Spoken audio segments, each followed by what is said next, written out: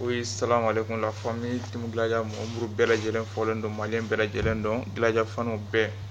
Donc au kelen de don la famille donc on a son modèle kana classe mun B ani Gladia yere ka kondo be donc faut que anga kuma olu kan quoi. Et o kuma folo muye bon kunu ni ata kalaje ibo woni publication do de ke et par rapport à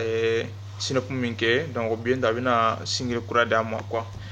donc o commentaire la i bɛ taa ye mɔgɔ caman bɔra ka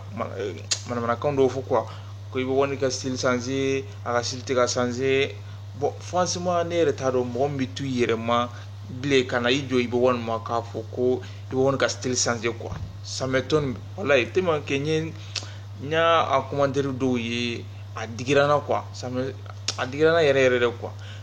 comment ça double album bɔlen kɔfɛ même pas a ma 4 mois yɛrɛ bɔ sɔrɔ fɔlɔ 3 mois a bɛ n'i jɔ i bɛ wani ma cogo di k'a ka style changer cogo di style changer sugu jumɛn de bɛ nin na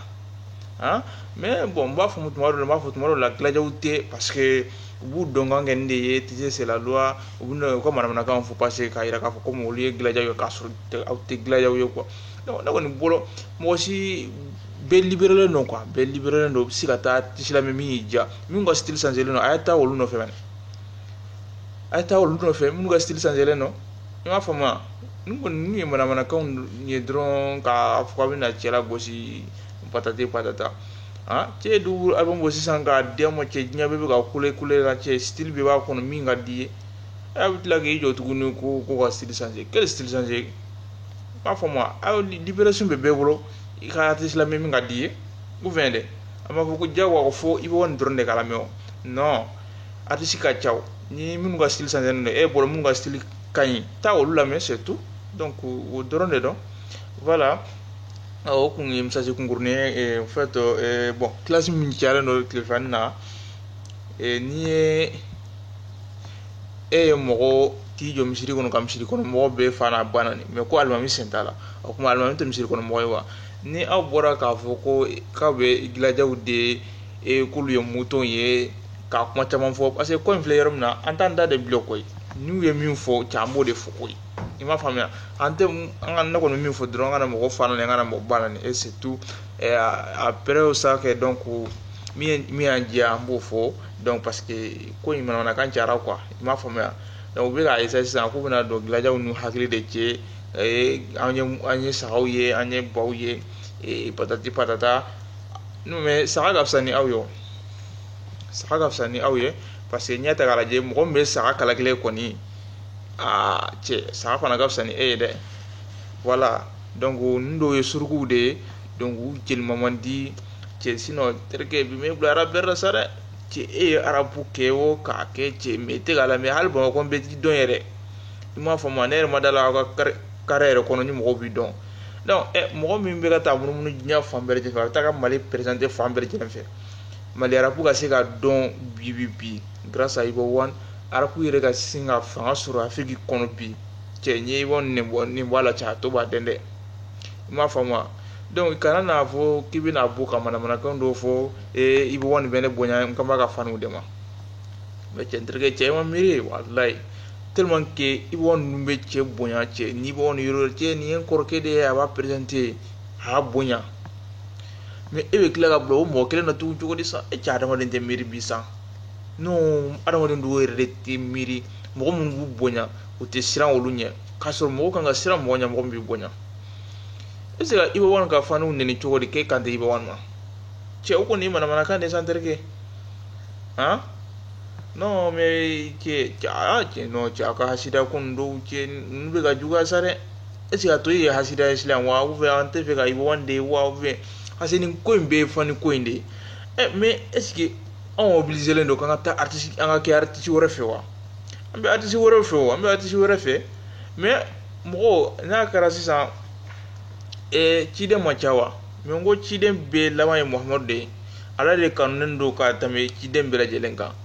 i m'a faamuya voilà mais o bɛɛ lajɛlen na mɔgɔ dɔw bɛ yen olu ma sɔn hali sini olu ma sɔn mɔgɔ yɛrɛ dɔw bɛ yen olu tɛ ala yɛrɛ fɛ mais an tɛ bɛɛ obliger ka kɛ Ibo One fɛ dɛ mais ni minnu fana b'a fɛ mais olu to yen mais sini kelekun yɛrɛ wa kelekun jumɛn de bɛ nin ko in yɛrɛ kɔnɔ ne yɛrɛ ma min faamu mais fo n y'a bilala cɛ ko jigi cɛ nin bɛɛ ye jama in de nɔfɛ ko ye i m'a faamu mais wari de tɛ se ka jama in san mɛnɛ aw bɛ k'a ɲinɛ o yɔrɔnin de kɔ kuma in bɛ banna e ma jago ka di ka mɛn jago ka di e mɔ kuma dɔnkili so mɛn donc n'i y'o lamɛn dɔrɔn kuma in banna o kɔnɔ ka ban wala i n'i ka waritigiya bɛɛ i tɛ se ka mɔgɔw san non zama i se ka nin jama in san o wari t'i kun donc ale ka jama in ka fisa ni ka aw ka sanu n'a ka wari n'a ka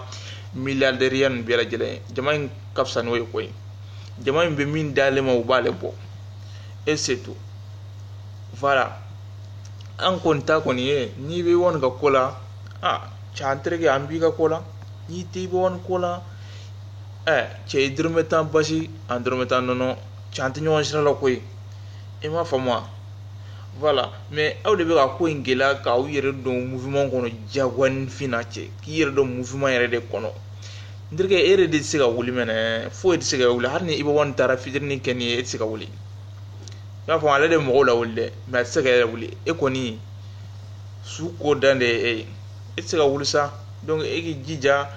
ne yɛrɛ bolo nin sugu e de kan ka gɛrɛ i bɛ wani na i n'a fɔ tɔn bɛ ka kɛ a kɔrɔkɛ dɔw bɛ yen fangafin mɔgɔw dɔw filɛ olu bɛ ka gɛrɛ a la o i m'a faamu parce que mɔgɔ ni mɔgɔ yɛrɛ kɛkun nin fɛn filɛ nin ye n'i b'a kɔnɔ f'i k'i tagacogo dɔn quoi i m'a faamu parce que i b'a lajɛ de n ka bonus bɛ min na quoi i b'o de kɛ i m'a faamu mais i ka bonus tɛ min na n'i y'o kɛ dɔrɔn i b'a jɛ voilà parce que n'i y'a ye tɔnw a bɛ ka gɛlɛya olu bolo ka taa parce que olu bilalen don cɛ min na n'i ye Mali ta Mali ye mɔgɔ miliyɔn 20 ye o miliyɔn 20 na sisan n'i y'a tila fila ye donc tan ye i bɛ wani ta dɛ a tɔw de jɛlen don kelen in na i m'a faamu miliyɔn tan in na artiste Mali artiste tɔw bɛɛ de jɛlen don miliyɔn tan dɔ in na mais miliyɔn tan in kɔni o bɛɛ i bɛ wani ta dɛ donc ko min b'o cogo la ne kɔni bolo i kan ka se ka a ɲini o tigi ka sin k'i soutenir k'a ka soutien k'i ye a ka faniw bɛ k'i fɛ gilajaw mɔgɔw b'a fɔ ko gilajaw ye ɲɛngo ye ça fait dire hali kɛ adamaden hali ni kɛra aside ye cogo cogo mɔgɔw ka ɲuman fɔ i m'a faamuya ko gilajaw ɲɛngo ye o tɛ artiste wɛrɛ fɛ n'i bɛ wani tɛ o tɛ mɔgɔ wɛrɛ ka so na mɛ n'i bɛ wani tɛ mais cɛ putain kɔrɔkɛ cɛ fana sa baara ɲɛnama de kɛ baara kɛ parce que i b'a nin ye baara ɲɛnama de kɛ an y'a kanu a bɛ ka éducation don an na a bɛ ka jogo don an na parce que n'i kɛra mɔgɔ ɲɛnama ye n'i ni mɔgɔ bɛ ɲɔgɔn nɔfɛ kira ko sallallahu alaihi wasallam mɔgɔ minnu sɔn ye kelen ye olu de bɛ taama ɲɔgɔn fɛ koyi e ni mɔgɔ sɔn tɛ kelen na se ka taama ɲɔgɔn fɛ i m'a faamu e ye zɔn ye nin tɛ zɔn ye a cɛ a b'a fɔ ni ne tora e nɔfɛ fo tɛna ne faga e nɔfɛ don dɔ la wa a bɛna tɛ nɔfɛ que ça soit a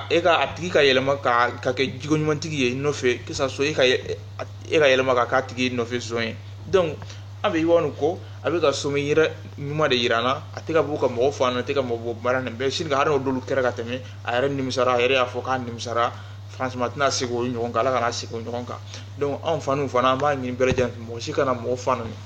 donc an k'an ka idole suit a bɛ min kɛ n'a ma ɲi an b'a fɔ i b'a ye nin kɛ hali o fana k'a fɔ réseaux kan fan bɛɛ fɛ ka partout non parce que o ka di dɔw ye quoi an ka i b'anw lagosi non jamais grand jamais donc a ye wele i b'anw t'a yɛrɛ bonya mɔgɔ si ma ni mɔgɔ n'importe quel numéro n'i y'a wele a b'a ta kiyasiw bɛ yen a bɛ kiyasiw wele a b'a fɔ kiyasiw ye donc kiyasiw bɛ taa ci la s'a ma donc wala a b'a hakili to olu la voilà hali ni aw minnu bɛ bɔ k'a fɔ aw bolo anw ye Iba Jugu ye an tɛ kɛ Iba Jugu ye donc mais n'a bɛ taa juguya a bɛ se ka taa kɛrɛfɛ a bɛ taa kumaw f'a ye ou bien a bɛ se k'a wele min ladilikan min b'aw bolo a b'o f'a ye i b'o min fana ye mɔgɔ de ye koyi parce que ko Iba taara Côte d'Ivoire k'a damagara fan dɔ la k'a fɔ ko karisa ko fan t'i bolo o digira e la ou bien k'a fɔ ko i ye denbayatigi ye mais est ce que nin yɛrɛ ye kuma ye wa mɔgɔw ka sabali quoi mɔgɔ caman bɛ bɔ i wɔn jota la a kuma k'a fɔ ko fan t'a bolo patata bon aw classe de don arabu domaine de don classe b'a kɔnɔ i ye mɔgɔ classe Mali la o taara classe faransiw nin bɛɛ tɛ kelen ye wa nin bɛɛ tɛ réseaux sociaux ka kelen de ye ya nkan de bɛ k'a bɛɛ mɛn Ivoire mun de bɛ Mali arabu kɔnɔ Ivoire tɛ min dɔn pourquoi bɔ a dun fɔra cogo de k'a fɔ ko i bɛ walima ta tabi ka marasi la n ko an ɲininkali kɛra o plateau in de kan mais o ko ma kɛ Mali la de wa a tɛ bɔ mɔgɔw da la ka tiɲɛ fɔ ɲɔgɔn ye wa i kɔni taara tabi ka marasi la o kuma ma se Côte d'Ivoire o m'a ɲininka o la wa o kɛra mali la o ma kɛ mali la wa est ce que o kɛra Côte d'Ivoire dɛ